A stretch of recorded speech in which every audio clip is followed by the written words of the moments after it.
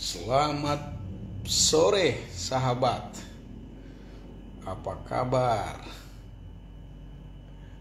Puji Tuhan ya. Selalu baik dan sangat baik. Sudah minum belum? Ya, minum ya. Saya minum kopi dulu. Wah, saya minum kopi beberapa minggu lalu. Kopi ini dibawa oleh putri saya yang pergi jalan-jalan ke ke Bangkok. Wow, enak juga, enak.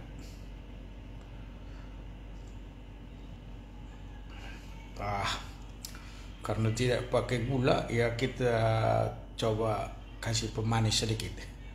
Pemanis ini apa? Ini nih. Nah.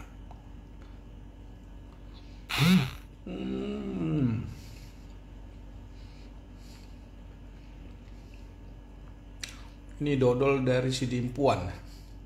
Dodol dari Padang Sidimpuan ya. 2 minggu lalu saya pergi ke Padang Sidimpuan dan dikasih oleh Pendeta Simatupang dodol ini bagi saya. Wah, enak ya, renyah dia. Ini ciri khas dodol Sidimpuan. Enak. Jadi kalau ditambahin kopi, wah, nikmat sekali. Baik, sahabatku yang dikasihi Tuhan, khusus jemaat ya. Kita harus terus-menerus belajar firman Tuhan supaya kita mengerti firman Tuhan. Dengan mengerti firman Tuhan, kita mengerti pribadi Tuhan. Karena kalau kita mengerti pribadi Tuhan, kita tidak akan tersesat, kita tidak akan salah melangkah, kita tidak salah ambil keputusan karena ada yang menuntun kita, yaitu firman Tuhan. Ingat ya, ada satu ayat pernah saya baca, umatku binasa karena tidak berpengetahuan. Ya, binasa karena tidak berpengetahuan. Pengetahuan apa? Pengetahuan tentang Tuhan tentunya. Kita harus memahami siapa itu Tuhan kita, Yesus Kristus. Baik, hari ini saya bahas sedikit tentang ketika saya belajar kitab Kisah Para Rasul. Ada satu yang bagi saya memang butuh waktu untuk belajar ya. Belajar membaca beberapa referensi, yaitu tentang sida-sida dari Ethiopia. Sida-sida dari Ethiopia. Dasar pembacaannya adalah dari Kisah Para Rasul pasalnya ke-8. Ini menarik. Kisah Para Rasul pasal yang ke-8, saya lihat dulu di laptop saya ini, yaitu dalam ayatnya yang ke-27. Lalu berangkatlah Filipus, adalah seorang Ethiopia, seorang sida-sida. Nanti kita lihat kata sida-sida ya, kata sida-sida nanti kita lihat. Pembesar. Sudah sida-sida, lalu pembesar. Dan kepala perbendaharaan Sri Kandake, Ratu Negeri Ethiopia. Jadi dia sida-sida, pembesar, dan kepala perbendaharaan yang pergi ke Yerusalem untuk beribadah. Ini bagi saya itu menarik sekali ya. Dia disebut sida-sida, lalu dia juga disebut pembesar dan kepala perbendaharaan. Tetapi yang paling menarik sebetulnya bagi saya adalah yang pertama, sida-sida ya. Sida-sida, saya lihat dulu tulisan saya, sida-sida ya. Sida-sida itu ternyata adalah satu kata dalam bahasa Inggris disebutkan, yaitu dalam bahasa Inggris disebut dengan kata eunuch, ya. Eunuch, jadi bahasa Inggrisnya UNUCH, eunuch. Diterjemahkan itu dengan kata kasim. Mungkin dari kata kasim ada kata kasing, ya. Kasim, sida-sida. Ada beberapa penafsiran tentang sida-sida dari Ethiopia ini, ya. Kalau kita lihat di beberapa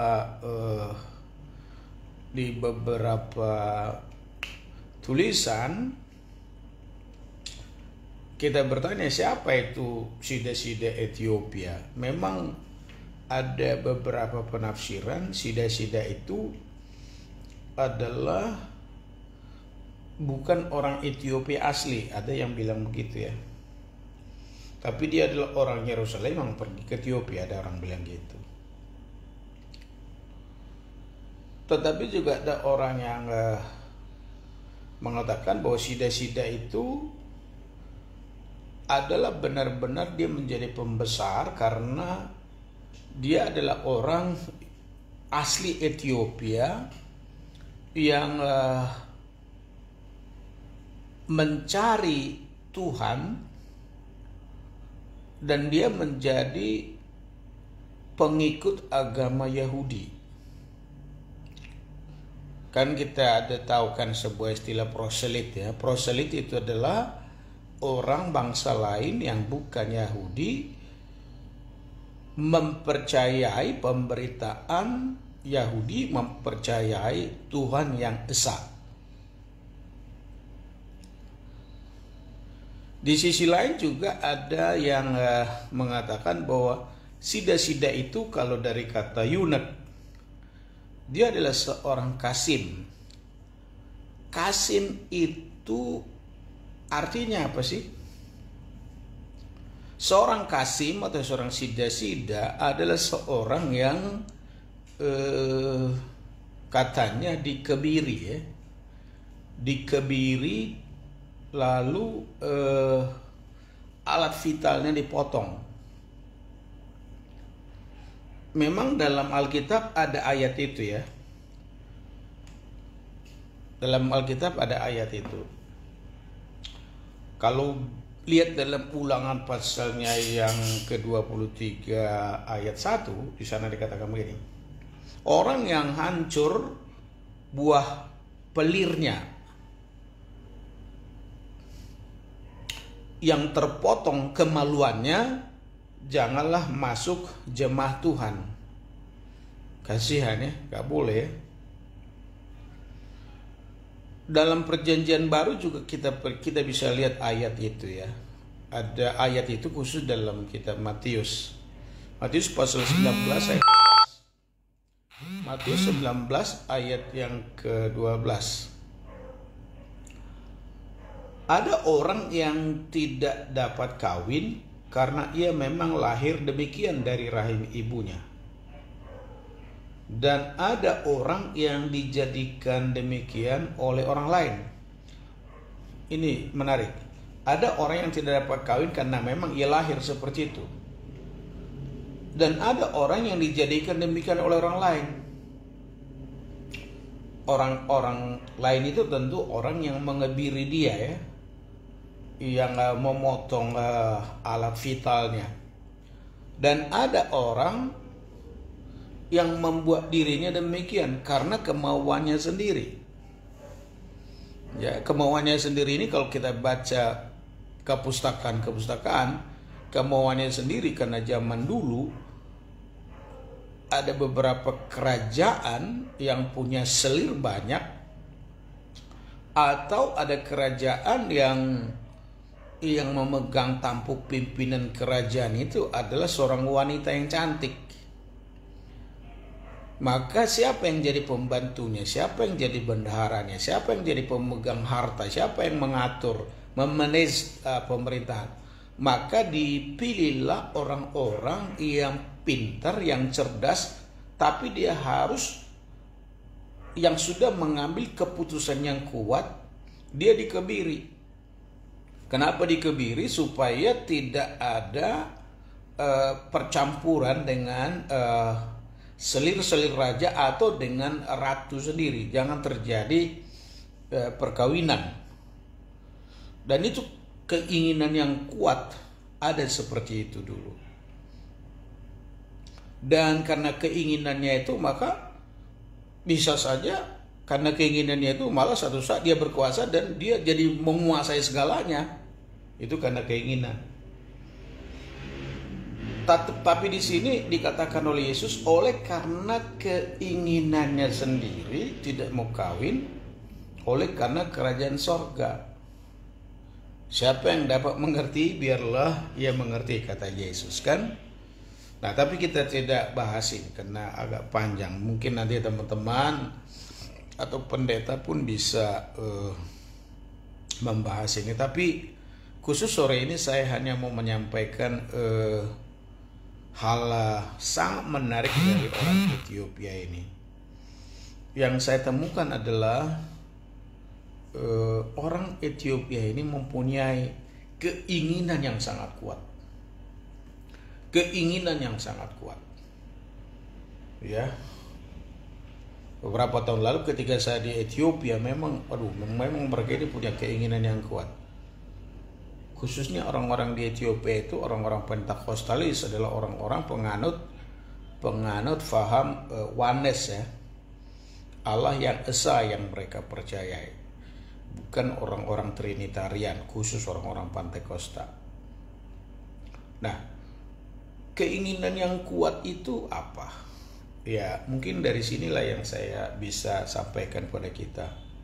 Kalau benar ia adalah sida-sida yang dikebiri, itu kan ada sebuah keinginan yang sangat kuat. Rela dia tidak punya anak, rela tidak punya keturunan, rela tidak punya apa-apa dari kerajaan, rela tidak punya generasi penerus. Ini kan keinginan yang sangat kuat. Kuat sekali keinginan itu. Ya.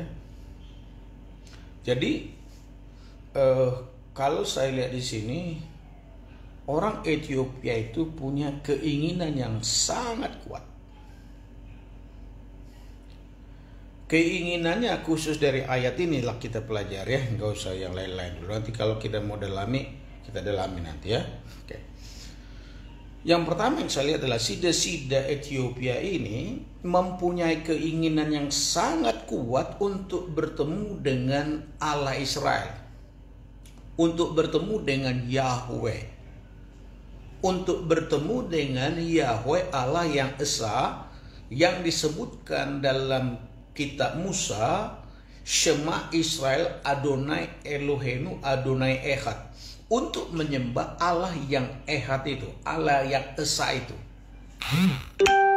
Ethiopia itu adalah tempat yang banyak berhalanya, tapi ini orang sida-sida Ethiopia ini mempunyai keinginan yang kuat untuk memahami dan bagaimana dia menyembah Yahweh yang esa itu, Allah yang esa, Tuhan yang benar itu, dan di mana dia menyembah di bait sucinya. Ini keinginan yang kuat sekali ya. Bayangkan jarak dari Ethiopia itu ke atas ke bagian utara ke Yerusalem kan cukup jauh, sekitar hampir 5.000 km.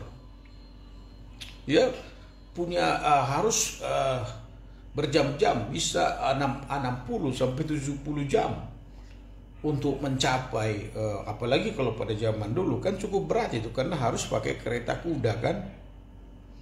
Tetapi menarik di sini, dia pergi naik dari Ethiopia ke Yerusalem untuk mencari dan menyembah Allah yang esa, yaitu Yahweh itu. Dan pulang dari sana, pulang dari Yerusalem turun ke Ethiopia, disitulah Roh Kudus dan malaikat bicara kepada Filipus supaya pergi menginjil kepadanya. Ya, jadi punya keinginan yang sangat kuat. Nomor 2 adalah keinginan yang sangat kuat. Saya catat di sini, keinginan sangat kuat dari orang Ethiopia itu adalah dia mempunyai keinginan yang sangat kuat untuk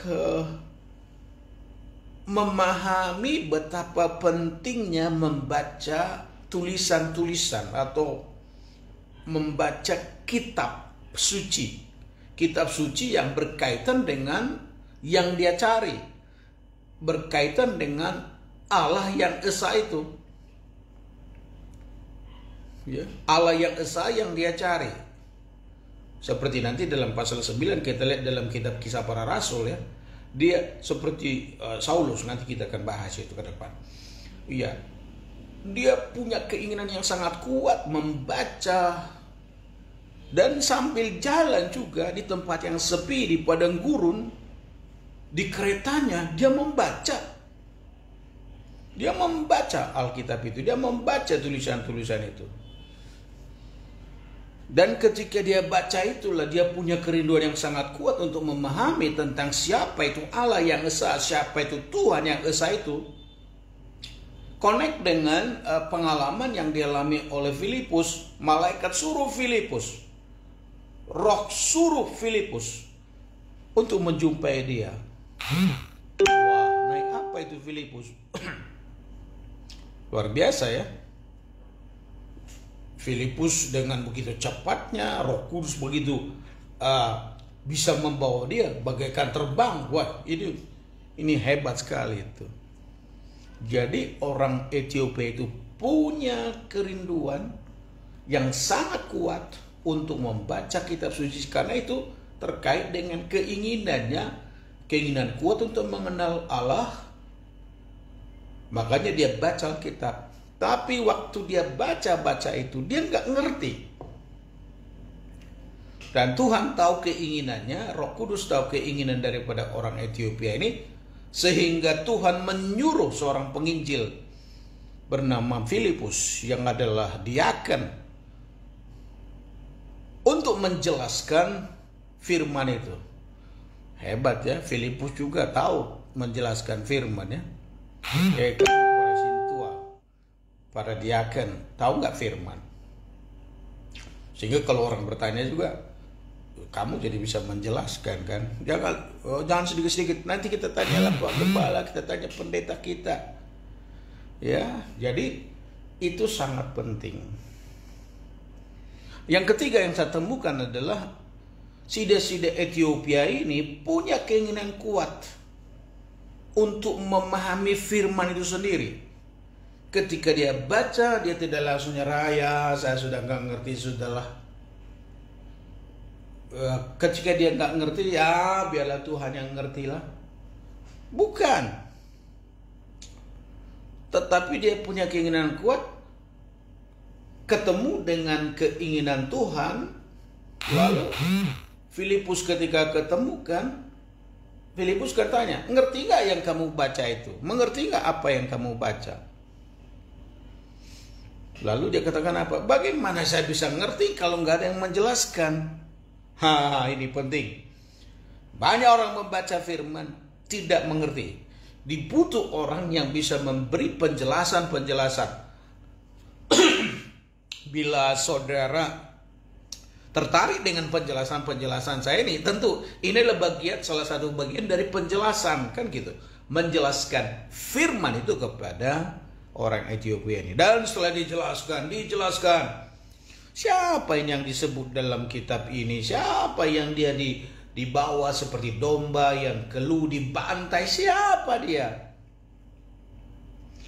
Lalu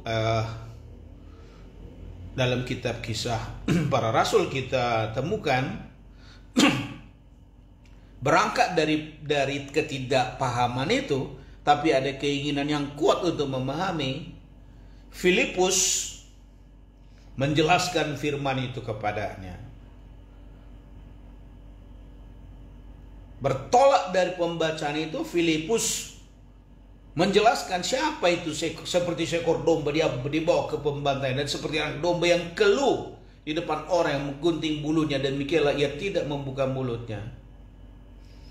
Filipus tentu menjelaskan itulah Yesus Kristus, anak domba Allah yang mengangkut dosa isi dunia, yang mati di kayu salib, keluh ketika dia dianiaya, ketika dia dicemeti, ketika dia dicambuk, ketika dia diludahi. Dia tidak minta malaikat untuk membebaskan dia, karena memang kedatangan anak domba Allah Yesus adalah untuk menebus manusia dari dosa. Dia adalah Yesus, anak Allah. Dan setelah dijelaskan apa yang kita temukan di sini, wah, dia suka bertanya. Kamu suka bertanya nggak kalau ada baca Alkitab? Kalau nggak ngerti suka bertanya nggak? Ciri orang pintar itu suka bertanya, ya. Ciri orang cerdas itu suka bertanya. Hanya begini, kalau sudah tahu kebenaran, kita harus lihat apa yang dilakukan orang Ethiopia ini. Ini bagian yang keempat, ya. Bagian keempat apa yang dilakukan oleh orang Ethiopia? Apa keinginan kuatnya itu apa? Dia punya keinginan yang kuat, apa yang dia sudah mengerti, apa yang dia sudah faham, harus segera dilakukan. Tidak tunggu-tunggu. Dia ambil keputusan. Ketika mereka sambil membahas firman, dia lihat ada air. Itu ada air. Apa salahnya saya dibaptis? Bolehkah saya dibaptis? Oh, Filipus dengan enteng berkata, kalau Tuhan percaya dibaptis, maka mereka turun ke air itu. Dan side-side Ethiopia ini, apa yang dia fahami, dia kerjakan. Ingat ya jemaat, ketika kita ingin tahu firman dan sudah tahu kelemahan yang seringkali dibuat oleh kuasa yang lain, itu adalah tahu tapi tidak mau bertindak melakukan apa yang dia tahu. Hanya sekedar tahu. Dan kalau hanya sekedar tahu kan, berarti dia tidak respon dan tidak lakukan firman. Saya bisa gambarkan begini. Kuasa kegelapan iblis itu, dia tidak akan terganggu pikirannya kalau kamu menjadi pendengar firman yang baik. Dia juga tidak akan terganggu pikiran iblis itu kalau kamu faham banyak, bahkan kamu menjadi orang teolog yang sangat pintar, bisa bersoal jawab, bisa berapologia. Iblis, lanjut, kata iblis, lanjut. Iblis juga tidak akan terganggu kalau kita sampai hafal Alkitab. Nggak akan.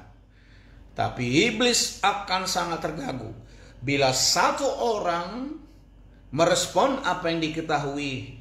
Bila hari ini kau mendengarkan suaranya, jangan keraskan hatimu. Makanya Tuhan Yesus pernah berkata, satu orang saja bertobat, berlaksa-laksa malaikat bertepik sorak memuji Tuhan oleh karena satu orang bertobat. Bukan satu orang dengar firman lalu tahu, oh iya ngerti. Ya, jadi kita perlu memahami ini. Ya, saya ulangi lagi gini. Bahwa sida-sida Ethiopia itu mempunyai keinginan yang kuat.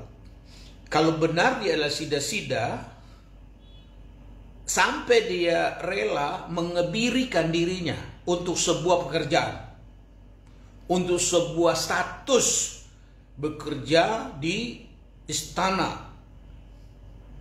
Ya, rela dia tidak punya keturunan, rela dia tidak punya generasi penerus. Itu keinginan yang kuat loh. Dan kita lihat di sini keinginan kuatnya itu dalam Alkitab ini dia punya keinginan untuk mengenal dan lebih dekat kepada Allah yang disembah orang Israel itu. Yahweh namanya, yang satu itu. Keinginan kita akan Tuhan, memahami Tuhan itu akan mempengaruhi seluruh hidup kita. Sampai orang Ethiopia itu semangat datang mencari Tuhan. Nomor 2 adalah dia mempunyai keinginan yang sangat kuat untuk membaca firman Tuhan. Gimana baca firman Tuhan gak sebagai jemaat? Nah, ayo sudah berapa kali baca Alkitab bolak-balik. Baca dong, ya baca ya. Baca Alkitab itu. Saya pun masih baca ya. Hari ini pembacaan rutin kami di keluarga sudah sampai kepada pasal 100 kitab Mazmur. Baca. Kalau tidak mengerti, cari pengertian. Cari. Kita harus punya keinginan. Saya ingin tahu apa sih maksudnya Tuhan. Dan kemudian kita setelah tahu, maka kita harus punya keinginan untuk melakukan firman itu yang paling penting. Apa yang kita tahu, kebenaran kalau sudah tahu langsung lakukan. Itu respon yang sangat baik dari orang Ethiopia ini. Memang sekali lagi saya harus sampaikan catatan-catatan tentang orang Ethiopia itu. Sida-sida ini apakah dia adalah orang yang dikebiri, sampai alat vitalnya dipotong demi sebuah pekerjaan. Dia bekerja sebagai bendahara pada seorang ratu yang cantik dari Ethiopia. Maka dia disebut dia seorang sida-sida, pembesar, bendahara, orang yang dipercaya, tapi keinginannya untuk menemukan Tuhan. Ya, masih adakah di antara jemaat? Ya, ini tantangan bagi saya dan bagi saudara juga ya. Sebesar apa, setinggi apa, semaksimal apa niat kuat kita untuk bertemu Tuhan, mengenal Tuhan, memahami firman Tuhan, dan melakukan firman Tuhan. Keinginan yang sangat kuat itu tentu akan mempengaruhi seluruh hidup kita, dan keinginan yang kuat itu akan juga membuahkan, menghasilkan hal-hal yang tentu berguna dalam kehidupan kita.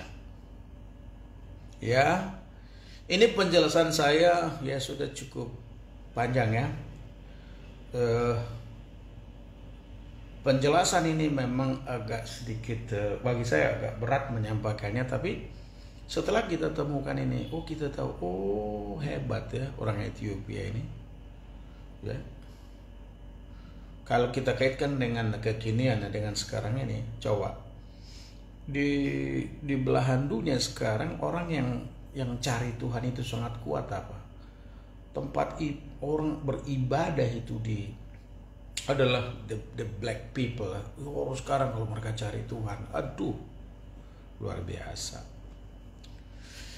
Kiranya apa yang kita pelajari dari firman Tuhan tentang sida-sida dari Ethiopia punya keinginan yang sangat kuat bertemu Tuhan, mempelajari firman Tuhan, mengetahui kebenaran, dan sesudah itu melakukan apa yang dia sudah tahu.